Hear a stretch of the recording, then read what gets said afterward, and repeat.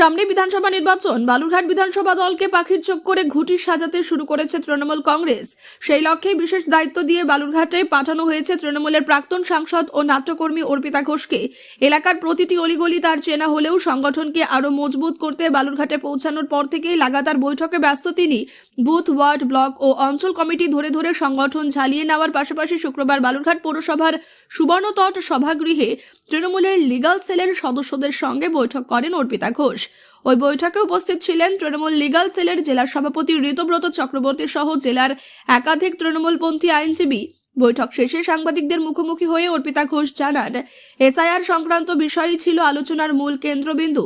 তার কথাই, এসআইআর প্রক্রিয়ায় যদি কোনো বৈধ ভোটারের নাম বাদ যায় সেক্ষেত্রে আপিলের সুযোগ রয়েছে। সেই সময় লিগ্যাল সেলের ভূমিকা অত্যন্ত গুরুত্বপূর্ণ হবে। সেই বিষয়গুলি নিয়েই প্রাথমিক আলোচনা করা হয়েছে।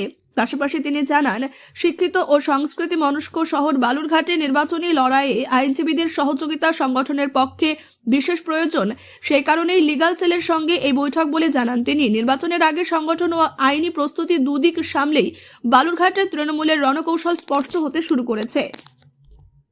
দিদি, আজকে বৈঠক করলেন, আপনাকে আমাদের বালুরঘাট বিধানসভার জন্য দায়িত্ব দেওয়া হয়েছে। আপনার তো বালুরঘাট বিধানসভা হাতের তালুর মতো চেনা।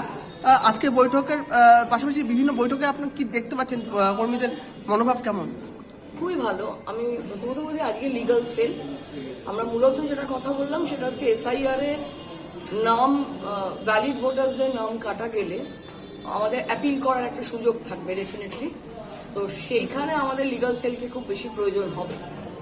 তার একটা বেসিক কথা আলোচনা করলাম আমরা, এবং অবশ্যই বালুরঘাটের মতন শহরে বা বালুরঘাটের মতন একটা মানে এত এডুকেটেড অ্যান্ড ন্যাশনাল শহরে আমার legal cell is very important.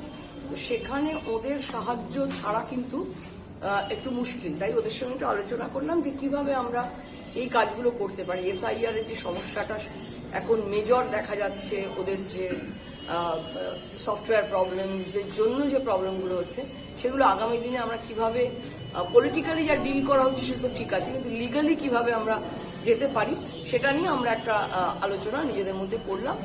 Further list বেরোলে তারপরে আমরা এগুলো নিয়ে এগোবো। Thank you.